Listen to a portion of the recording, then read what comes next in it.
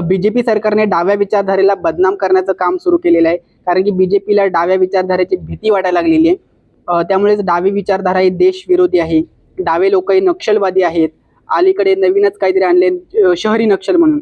तर अशा प्रकारे बीजेपीला भीती वाटायला लागलेली आहे. कारण की त्यांना माहिती आहे, जर ही विचारधारा जर लोकांना जर कळाली, सर्वसामान्य लोकांपर्यंत जर पोहोचली, तर आमचं काही खरं नाही, अशी भीती बीजेपी सरकारला वाटायला लागलेली आहे. खरं तर ही विचारधारा ही भांडवलदार आणि सरकार जे शेतकऱ्यांचं, मजुरांचं, गरिबांचं, कामगारांचं शोषण करतात, शोषणाच्या विरोधात ही विचारधारा काम करते.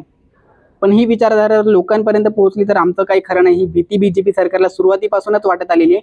त्यामुळे बीजेपीने सुरुवातीला या विचारधारेला काउंटर करण्यासाठी हिंदुत्ववादी ही विचारधारा आणली, पण त्याला राष्ट्रवादाची जोड दिली आणि असा प्रपोगंडा केला, जर तुम्ही हिंदू विरोधी बोललात तर तुम्ही देशविरोधी व्हाल, असा सुरुवातीला प्रपोगंडा केला.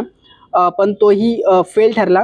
त्यामुळे बीजेपीने आता या विचारधारेला नष्ट करण्यासाठी कायद्याचा मार्ग वापरत आहे. महाराष्ट्रामध्ये जनसुरक्षा विधेयक आणलं, जे लोकशाही विरोधी आहे, संविधान विरोधी आहे, मूलभूत हक्कांच्या विरोधात आहे, अभिव्यक्ती स्वातंत्र्याच्या विरोधात आहे.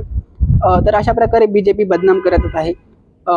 अजून एक उदाहरण घेता येईल आपल्याला केरळचं. केरळ हे भारतातील अतिशय विकसित राज्यांपैकी एक राज्य आहे, पण त्याचा कधी गौरव केला नाही. उलट केरळला बदनाम करण्याचंच काम केलेलं आहे. कारण की जर तुम्ही पाहिलं तर केरला स्टोरी हा पिक्चर आणून केरळला बदनाम करण्याचंच काम केलेलं आहे बीजेपी सरकारने.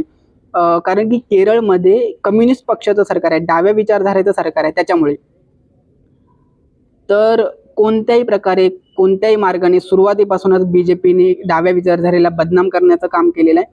तर तुम्हाला काय वाटतंय ते कमेंट करून सांगा. धन्यवाद.